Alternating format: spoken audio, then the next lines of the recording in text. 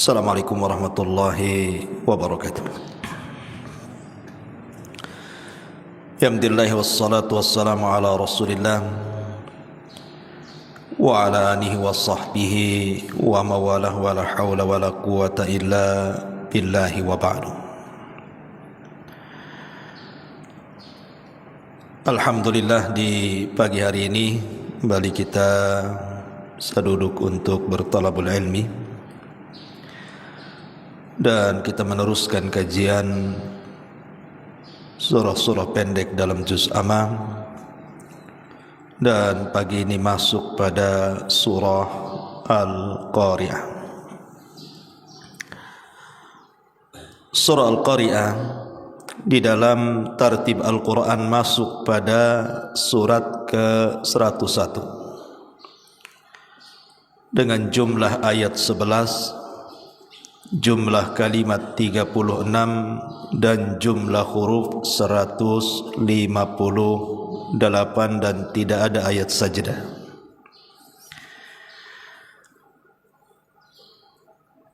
Dan surah Al-Qari'ah termasuk surah Makkiyah, turun sebelum hijrah Nabi SAW, dan umumnya juz Amma itu surat-suratnya Makkiyah semuanya.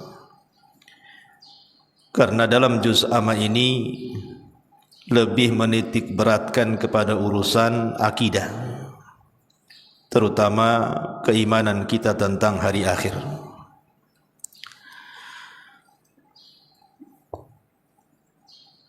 Adapun Al-Qari'ah sendiri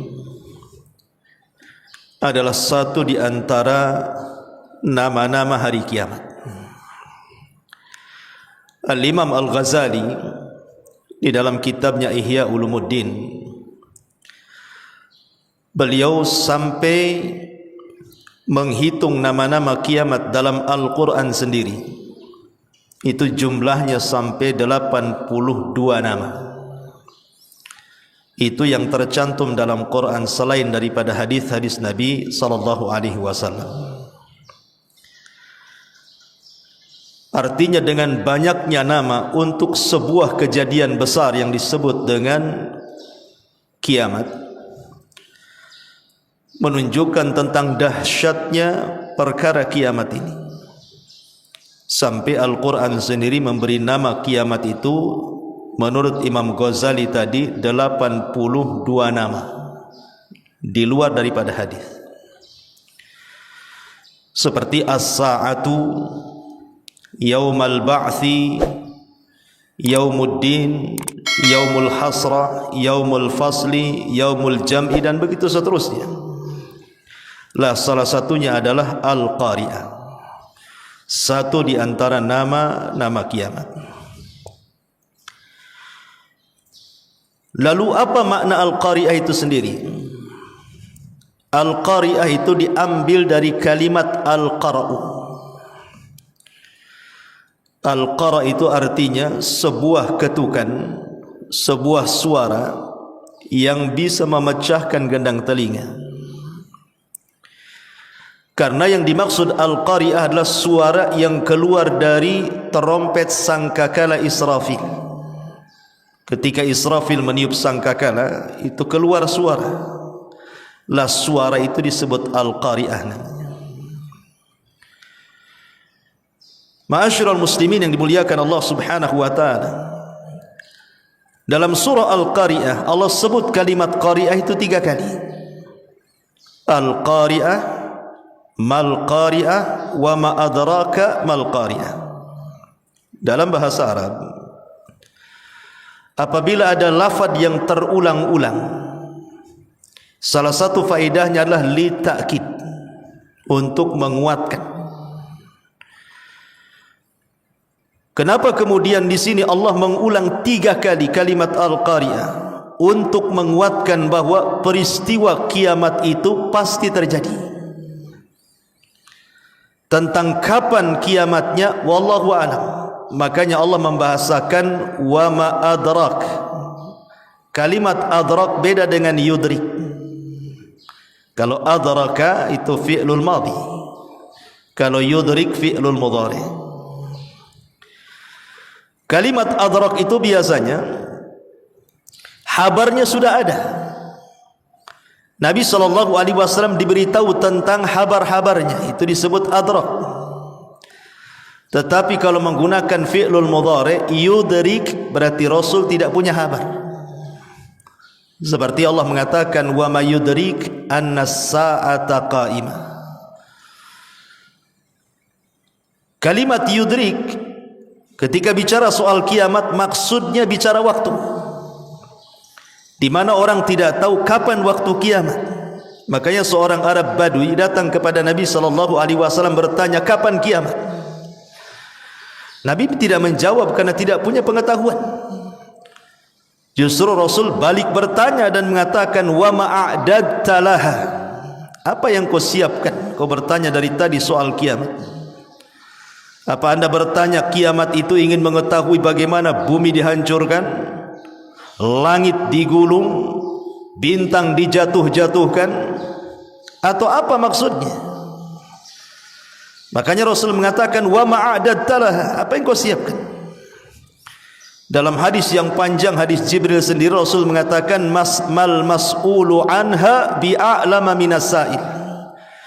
Orang yang ditanya tidak lebih paham daripada orang yang bertanya. Maknanya Rasul dan Jibril sama-sama tidak tahu kapan kiamat. Tetapi habar soal kiamat itu Rasul punya pengetahuan. Ketika terjadi kiamat, apa yang terjadi dengan bumi, apa yang terjadi dengan gunung, apa yang terjadi dengan lautan, apa yang terjadi dengan bintang, apa yang terjadi dengan matahari dan bulan, langit, dan begitu seterusnya. Rasul diberitahu dalam Al-Quran itu. Makanya bahasanya wa ma adraka mal qariyah. Ma'asyiral muslimin, sebelum saya jelaskan tafsir demi tafsir secara singkat saja karena waktu juga, kita tahu bahwa bicara soal kiamat, kiamat ini adalah hari di mana semua manusia akan menyesal. Tidak orang jahatnya, tidak orang baiknya, semua akan menyesal apabila mendatangi kiamat ini. Jangankan manusia, para malaikat sendiri apabila datang hari kiamat mereka mengatakan apa? Subhanaka, maha suci engkau ya Rabb, ma'abadna haqqa ibadatik, sungguh kami tidak benar-benar beribadah kepadamu ya Rabb dengan sebenar-benar ibadah. Ini yang ngomong malaikat. Saat terjadi kiamat mereka mengatakan seperti itu.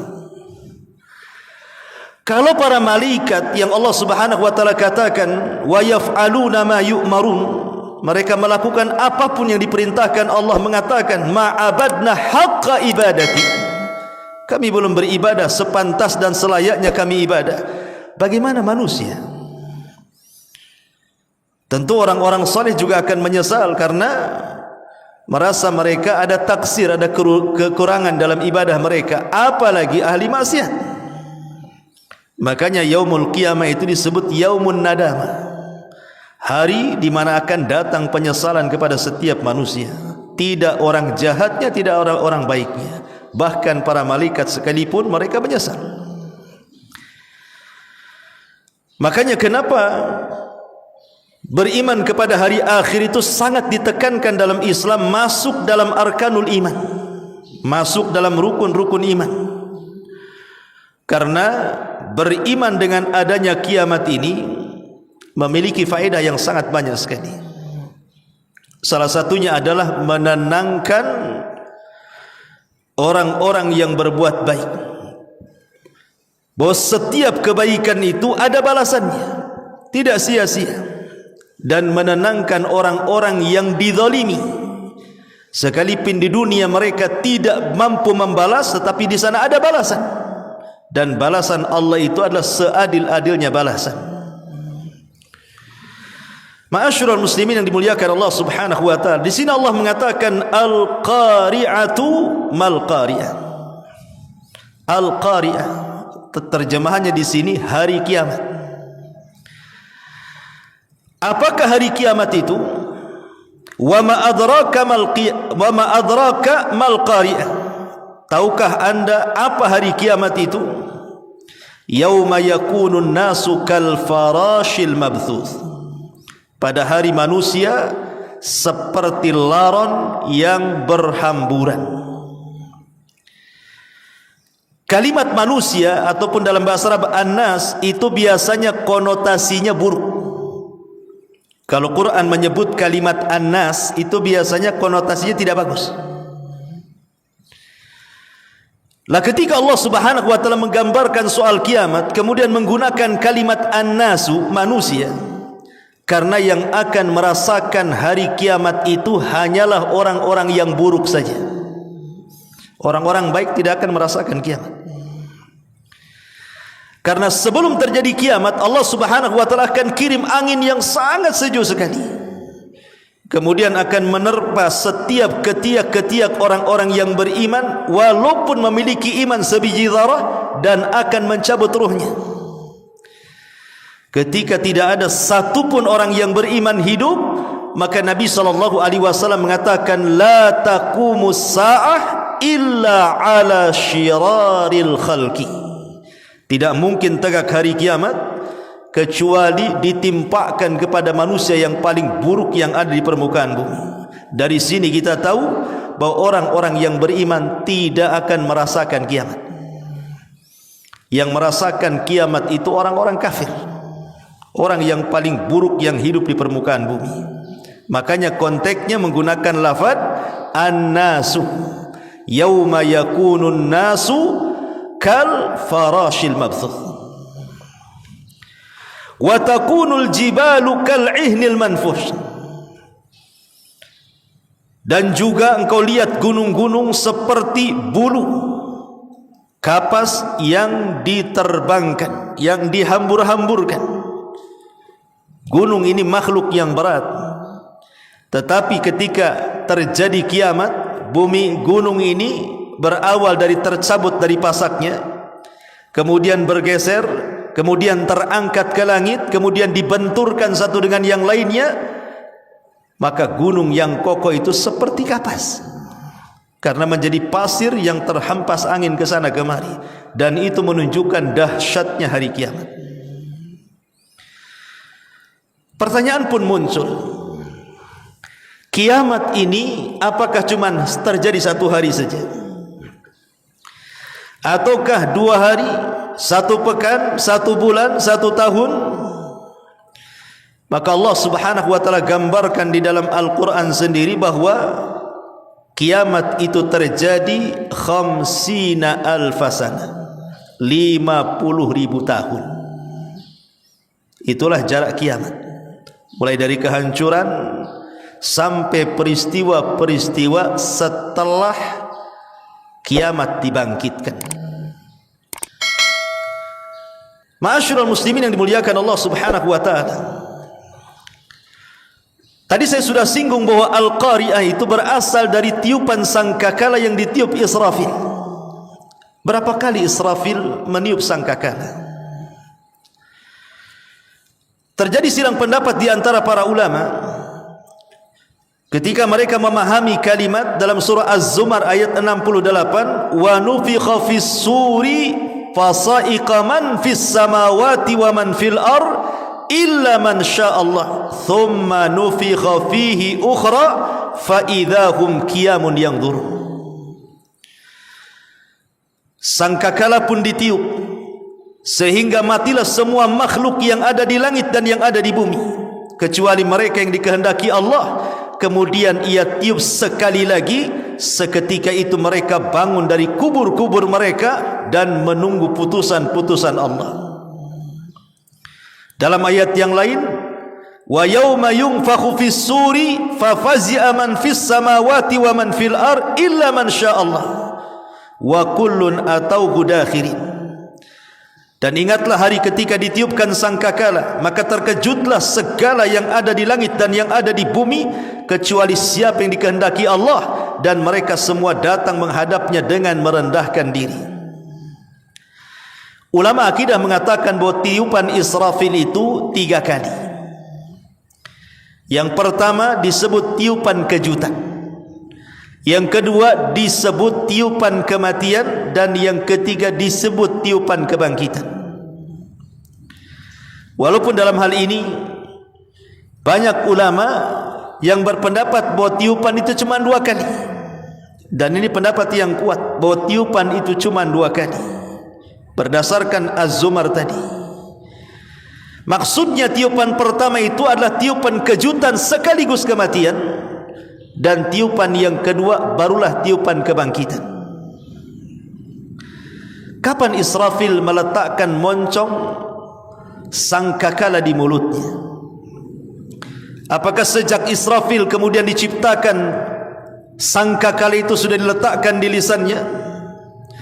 Maka ulama mengatakan tidak. Israfil itu baru meletakkan sangkakala itu saat Nabi SAW diutus menjadi Nabi dan Rasul. Kenapa? Karena tidak ada Nabi dan Rasul setelah Nabi Muhammad SAW, dan umat yang dibawanya adalah umat terakhir, dan tidak ada umat setelahnya. Karena Nabi SAW khatamul anbiya'i wal mursalin, dan umatnya adalah akhirul umam, akhir daripada umat dan tidak ada umat setelahnya. Disitulah Israfil mulai meletakkan moncong sangkakalanya. Sehingga suatu hari Nabi SAW tidak enak makan, tidak enak tidur, tidak ada minum, gelisah terus menerus. Sahabat pun bertanya soal kegelisahan Nabi. Maka Nabi SAW mengatakan di hadapan para sahabat, kaifa un'am wa qad iltaqama sahibu qarnin qarna. Bagaimana aku bisa nikmat hidup, kata Rasul, kalau pemilik trompet, maksudnya Israfil, sudah mulai meletakkan sangkakalanya di moncong lisannya. Dari sini kita pahami bahwa sejak diutusnya Nabi dan Rasul, disitulah mulai Israfil meletakkan sangkakalanya, terus wajahnya menatap ke arasy menunggu izin dari Allah Subhanahu wa taala. Tiup, maka dia pun akan meniupnya. Dan apabila itu terjadi, al-qari'atu mal-qari'ah. Di sini jawabannya. Maka akan keluar suara dari moncong trompet Israfil atau sangkakala Israfil, dan suara itu mempengaruhi alam semesta. Suara itu mempengaruhi gunung-gunung, mempengaruhi bumi, mempengaruhi bintang-bintang, mempengaruhi langit, bahkan mempengaruhi manusia, jin, bahkan para malaikat sekalipun. Semua terpengaruh dengan suara ini. Bahkan dampak daripada suara trompetnya Israfil ini menghancurkan alam semesta. Ketika bumi terkena suara trompet Israfil, apa yang terjadi? Idza zulzilatil ardu zilzalaha. Maka bumi akan digoncangkan sekali goncangan. Lihat bagaimana Allah idhafahkan kalimat zilzal kepada gunung. Zilzalaha. Allah tidak katakan idza zulzilatil ardu zilzalan, tetapi Allah idhafahkan dengan bumi, dan Allah katakan zilzalaha. Maknanya goncangan bumi itu bukan di satu tempat, di tempat yang lain tidak, tapi satu bumi tergoncang dengan suara trompet itu. Dan apabila suara itu mengenai lautan, apa yang terjadi? Wa idzal biharu fujirat. Maka lautan akan dinyalakan. Dan apabila terjadi kepada bintang, wa idzan nujumun tatharat, maka bintang jatuh kemudian ditabrakan satu dengan yang lainnya. Dan apabila suara terkena langit, apa yang terjadi? Yauma natwis sama, ketika kami gulung langit seperti menggulung kertas, kata Allah. Dan begitu seterusnya. Manusia akan mati, jin akan mati, malaikat akan mati, menunjukkan dahsyatnya al-qari'ah apabila terkena alam semesta ini. Makanya di sini Allah Subhanahu wa taala sebut kalimat qari'ah 3 kali. Karena dahsyatnya suara trompet yang keluar dari moncong sangkakala Israfil itu. Al-qari'atu mal-qari'ah. Wa ma adraka mal-qari'ah. Yauma yakunu an-nasu kal farashil mabthuth wa takunu al-jibalu kal ihnil manfush. Di sini Allah buat 2 gambaran. Gambaran yang pertama, adalah gambaran tiupan yang pertama. Wa takunul jibalu kal ihnil manfush. Bagaimana gunung itu diterbangkan seperti kapas dan tidak ada beban berat sama sekali. Kemudian yang kedua, gambaran setelah ditiup sangkakala yang kedua, yauma yakunun nasu kal farashil mabthuth. Manusia dibangkitkan seperti laron yang berhamburan. Allah Subhanahu wa taala membahasakan manusia saat dibangkitkan dengan dua binatang. Pertama farash, laron, yang kedua al-jarad. Jarad itu belalang.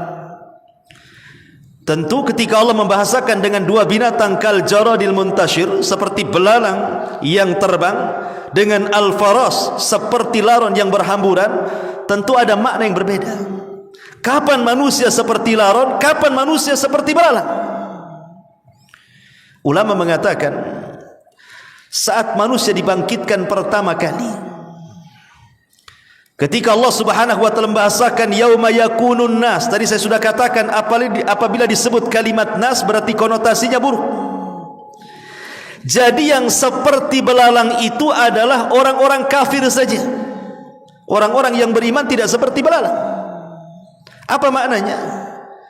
Maknanya ketika manusia dibangkitkan, orang-orang kafir itu mereka akan lari satu dengan yang lainnya. Yauma yafirrul mar'u min akhi wa ummihi wa abi wa sahibatihi wa banih likulli imri'in yauma idzin sya'nun yughni. Orang lari dari saudaranya, lari dari ibu bapanya, lari dari anak dan pasangannya, masing-masing sibuk mengurus dirinya.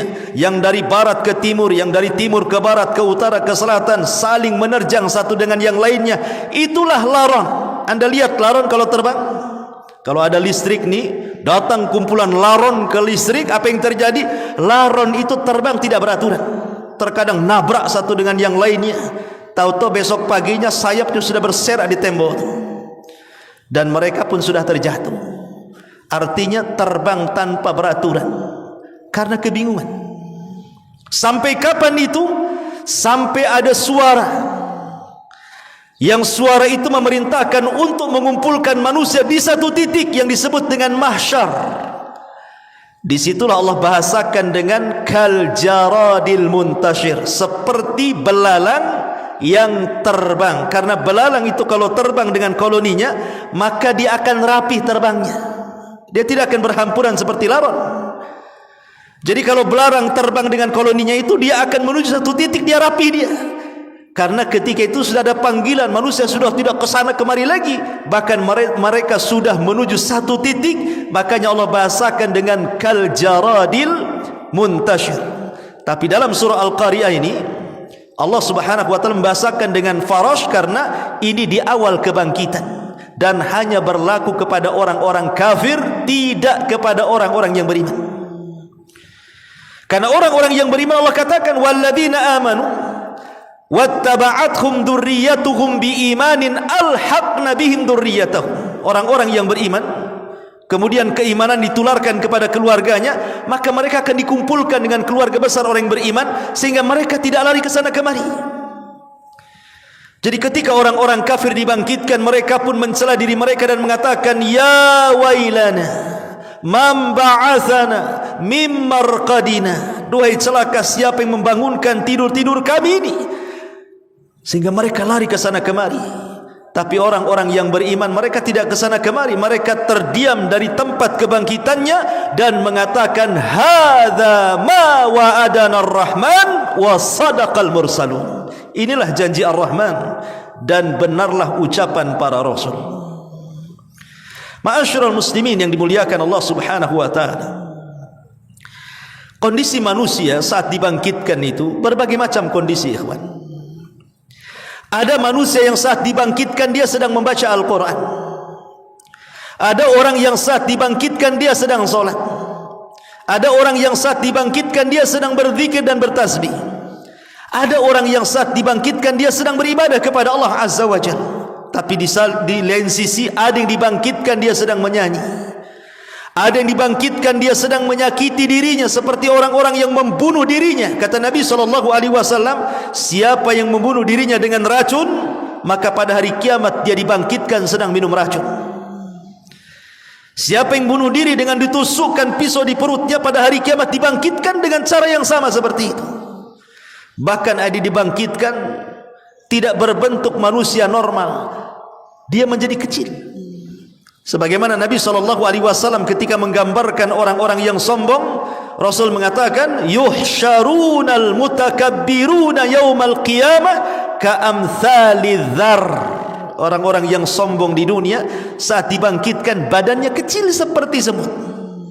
Yang lain besar, dia kecil sendiri. Al jaza min jinsil amal. Dia merasa besar di dunia, Allah kecilkan di akhirat saat dibangkitkan. Ada juga yang saat dibangkitkan di wajahnya tidak ada daging sama sekali. Mereka lah para peminta-minta. Sebagaimana Rasul mengatakan, ma yazalur rajulu yas'alun nas hatta ya'ti yaumal qiyamah laisa fi wajhihi muz'atu lahmin. Seseorang yang selalu meminta-minta di dunia, maka pada hari kiamat akan dibangkitkan tidak ada sekerat daging di wajahnya. Bahkan ada orang yang dibangkitkan jalannya miring. Miring jalannya. Antum kalau jalan miring, gimana rasanya? Itu orang poligami yang gak adil. Miring-miring jalannya. Bayangkan coba, dibangkitkan seperti itu. Bahkan ada yang dibangkitkan di lehernya itu ada 7 lapis bumi. Di lehernya itu dikalungkan 7 lapis bumi. Siapa mereka? Mereka adalah orang yang man akhadha shibran minal ardi, orang yang mengambil sejengkal tanah orang, tuwiqa lahu yaumal qiyamah 70 aradin, dikalungkan padanya 7 lapis bumi. Bayangkan, di lehernya membawa 7 lapis bumi yang diambilnya di dunia. Itu 1 jengkal, gimana 1 kapling, gimana pula 1 hektar. Dia ngambil tanah orang 1 hektar kali 7 lapis bumi ke bawah. Mak, gimana dia bawa tuh? Sementara mereka harus berjalan ke tempat pemanggilan loh. Coba bayangkan, ada yang dibangkitkan saat berjalan ke tempat panggilan itu justru berjalan dengan wajahnya, kakinya di atas.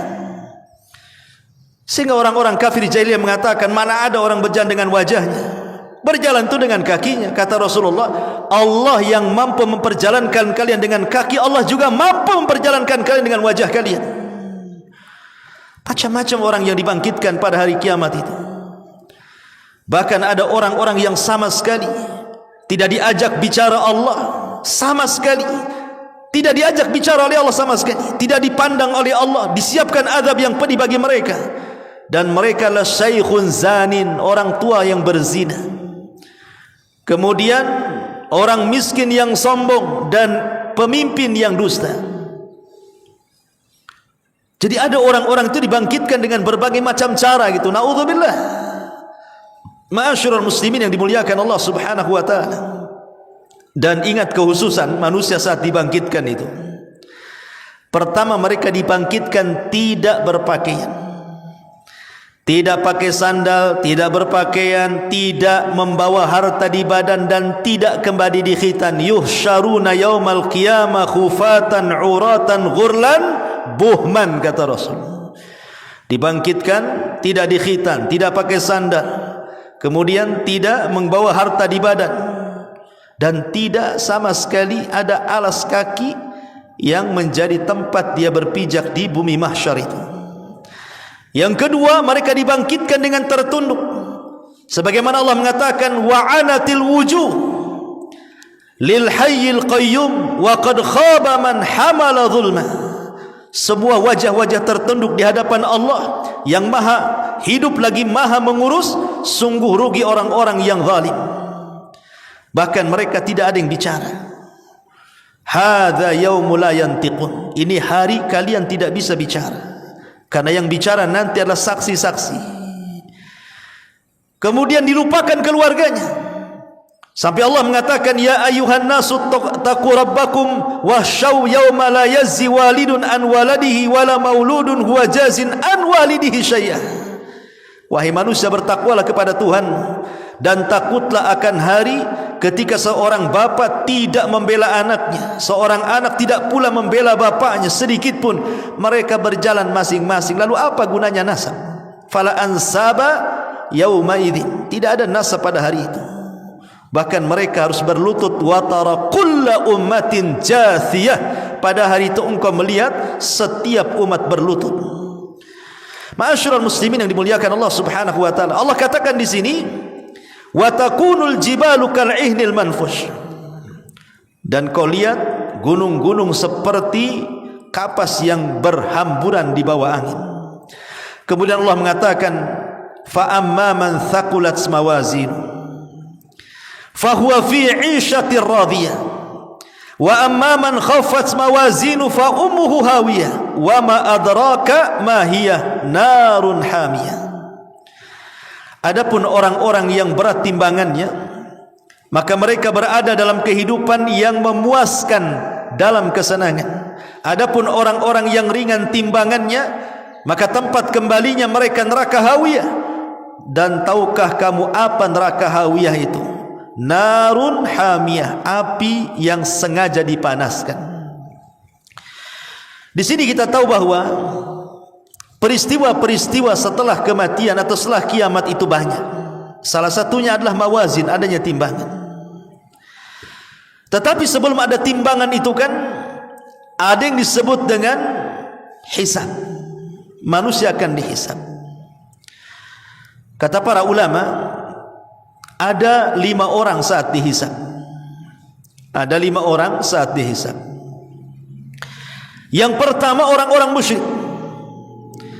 Jadi orang-orang musyrik Allah Subhanahu wa taala katakan di dalam Al-Qur'anul Karim, wa yauma nahsyuruhum jami'an thumma naqulu lil ladzina asyraku makanakum antum wa syurakaukum.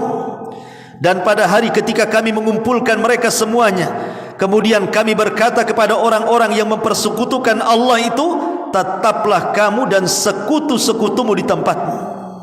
Jadi kelompok yang pertama orang-orang musyrik. Mereka akan digolongkan dengan sesembahannya. Yang menyembah sapi, ambil dengan sapinya. Yang menyembah ular sendok sana, kumpul dengan ular sendoknya. Yang menyembah gajah dengan gajahnya, menyembah gunung dengan gunungnya, yang menyembah Lata, Uzza, Manat, Saif, Naila dan yang lainnya, maka mereka akan bergerombol dengan sesembahannya. Dan Allah mengatakan wasiqal ladzina kafaru ila jahannam zumara, langsung dimasukkan ke dalam jahannam bergerombol-gerombol. Kemudian yang kedua orang-orang kafir. Orang-orang kafir dari kalangan ahlul kitab, maka mereka akan dipanggil oleh Allah Subhanahu wa taala. Kemudian diingatkan nikmat-nikmatnya sebagaimana hadis yang dikeluarkan oleh Imam Ibn Hibban dari hadis Abi Hurairah radhiyallahu anhu. Allah Subhanahu wa taala akan memanggil mereka dan mengatakan, Alam usayyiduka, bukankah aku sudah memberikan kepemimpinan kepadamu? Alam uzawwijuka, bukankah aku sudah menikahkan kamu? Alam ukrimuka, bukankah sudah aku muliakan kamu? Alam usakhiru lakal khayla wal ibil, bukankah sudah kutundukkan binatang ternak kepadamu? Alam akhluquka, bukankah aku sudah menciptakan dirimu? Alam aj'aluka sami'an basira, bukankah aku jadikan kau bisa mendengar dan melihat? Dan ditanya soal kenikmatan-kenikmatan itu, maka orang-orang kafir mengatakan bala ya Rabb, tentu wahai Rabb. Tapi Allah Subhanahu wa taala mengatakan, engkau dulu melupakan aku. Al-yauma, pada hari ini, nansa, kami akan melupakan kamu, kama nasaitani, sebagaimana engkau dulu melupakan aku. Maka orang-orang kafir yang diberikan bergelimang nikmat di dunia, Allah akan lupakan pada hari kiamat. Kemudian yang ketiga orang-orang munafik. Pertanyaannya sama dengan kenikmatan-kenikmatan yang banyak yang Allah berikan kepada mereka.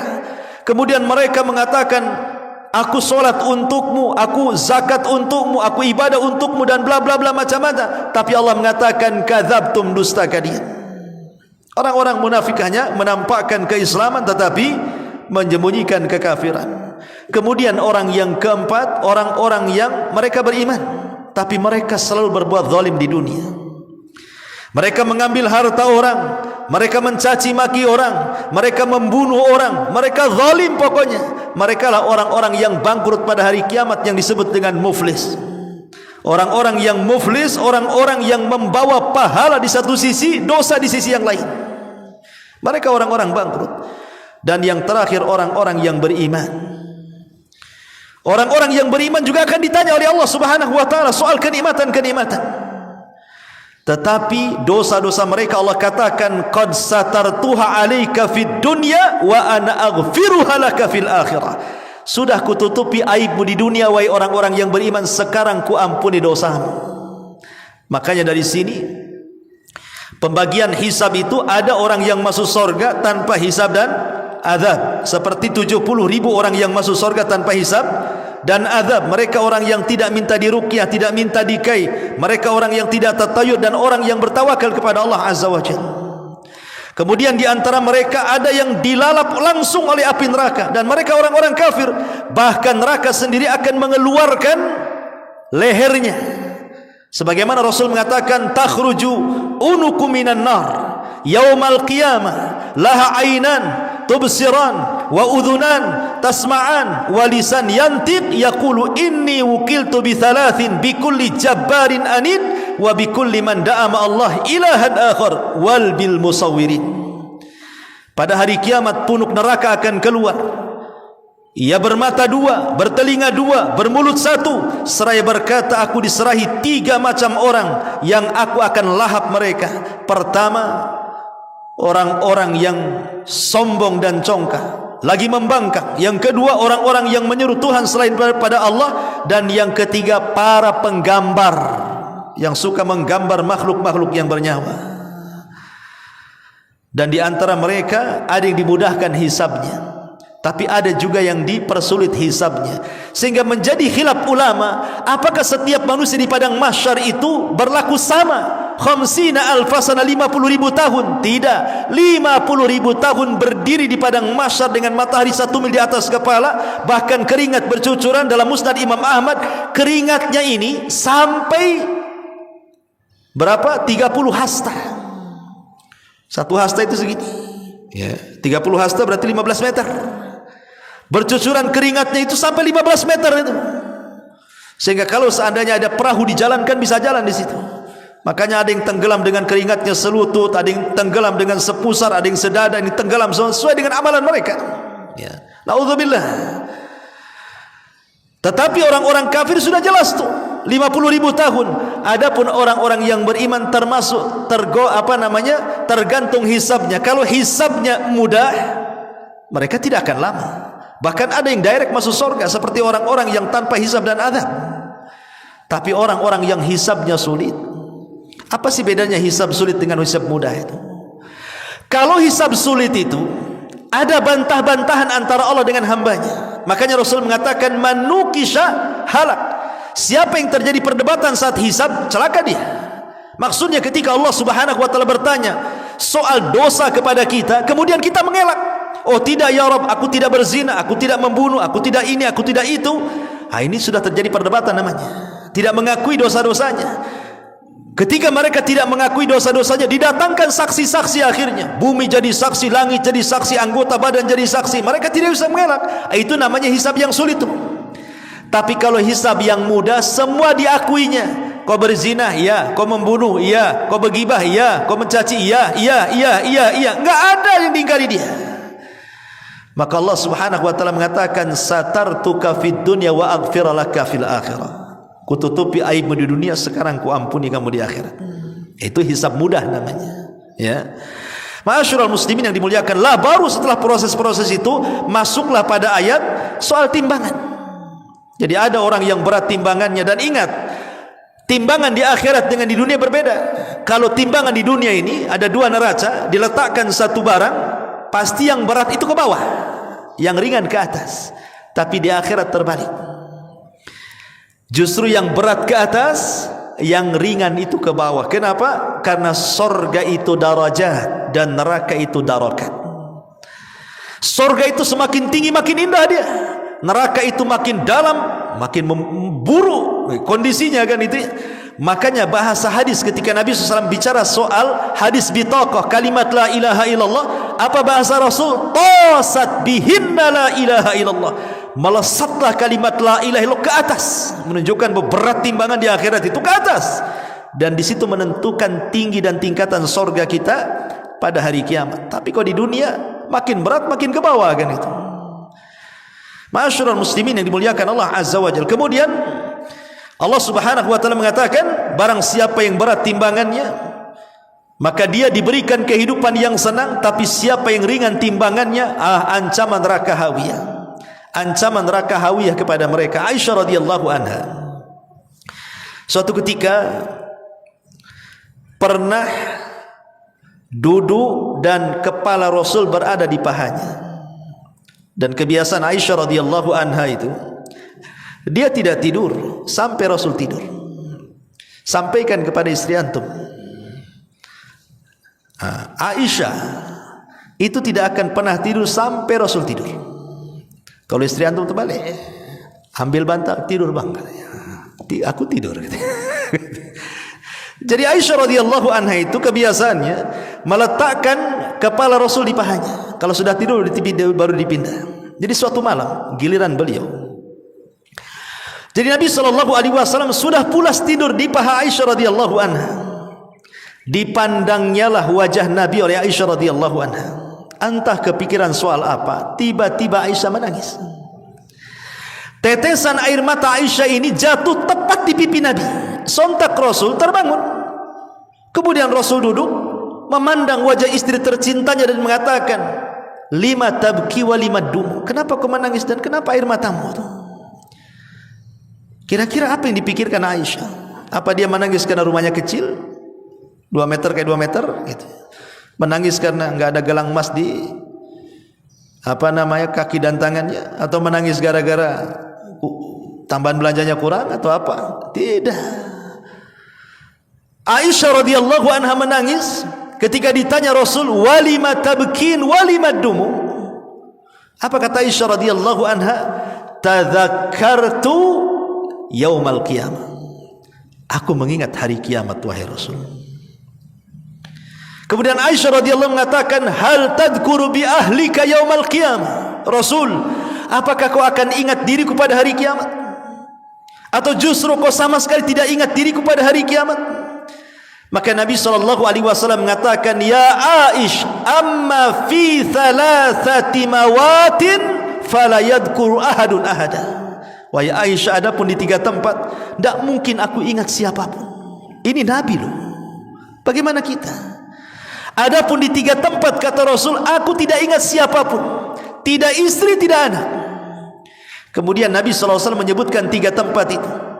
Pertama, indal mawazin kata Rasul, di tempat penimbangan amal. Manusia tidak akan ingat siapapun. Dia hanya ingat soal apakah timbangannya berat atau ringan.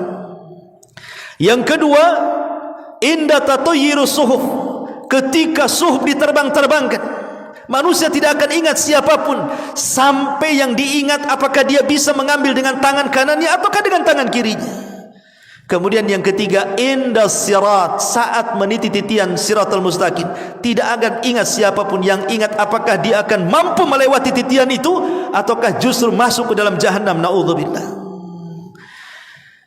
Salah satunya Aisyah radhiyallahu anha dihabarkan oleh Nabi SAW, indal mawazin, di tempat penimbangan amal, sampai orang itu memastikan bahwa timbangannya berat dan tidak ringan. Sebab kalau ringan Allah katakan, wama fa ummuhu hawiyah, dia terancam dengan neraka hawiyah. Wama adraka ma hiya narun hamiyah, dan tahukah kamu apakah neraka hawiyah itu? Itulah neraka yang sengaja dipanaskan, dan panasnya api neraka itu dibandingkan dengan panas api dunia itu hanya 1 bagian dari 70 bagian panasnya api neraka. Jadi dunia ini kalau ada api yang bisa membakar, padahal seandainya api dunia ini untuk membakar 1 dunia sudah cukup tuh. Tapi itu hanya 1 bagian dari 70 bagian panasnya neraka Jahannam. Makanya para ulama salaf, ikhwan, apabila memikirkan tentang kiamat itu, segala sesuatu yang di alam semesta ini sebenarnya mengingatkan kita tentang kiamat yang ada di alam semesta ini. Kalau kita perhatikan dengan cermat, sebenarnya mengingatkan semua akan terjadi kehancuran alam semesta. Apabila kita melihat ke atas, melihat bulan ataupun matahari, kita diingatkan dengan kiamat sebenarnya. Lihat apabila Nabi SAW melarang kita tidak boleh solat duhur ketika matahari di atas kepala. Apa kata Rasul? Abridu, dinginkan, biarkan dia tergelincir ke arah barat dulu. Kenapa? Karena panasnya matahari di tengah kepala termasuk faihi jahannam. Itu hembusan panasnya jahannam yang sampai di bumi. Matahari mengingatkan terjadi gerhana. Karena di antara tanda-tanda kiamat besar itu adalah khasfun bil masyriq wa khasfun bil masyriq wa khasfun bi jaziratil Arab. Kalimat khasfun kalau ngarah ke bumi gempa artinya, tapi kalau ngarah ke langit itu artinya gerhana. Makanya ada istilah solat khusuf. Ya, kalau bulan khusuf, kalau matahari kusuf. Artinya diingatkan tentang kiamat, ya kan? Termasuk bumi yang kita pijak ini, ikhwan. Diingatkan tentang kiamat. Karena bumi ini isinya apa? Isinya api bumi ini. Ketika batu membentur batu yang lain, keluar percikan api. Lihat gunung meletus, keluar lahar api. Gas-gas yang ada di lautan itu dari dasar bumi semua api. Jadi sebenarnya kita dikelilingi api nih. Kalau kita memperhatikan kondisi bumi saja, artinya kita diingatkan dengan terjadinya kiamat, termasuk kegelapan di tengah malam. Makanya para ulama salaf, mereka paling takut kalau datang kegelapan, karena mereka diingatkan kelak pada hari kiamat akan terjadi kegelapan yang luar biasa. Makanya mereka senantiasa tatajafa junubuhum anil madaji yad'una rabbahum khaufan. Takut mereka sehingga lambung-lambung mereka jauh dari ranjang mereka karena mereka tahajud.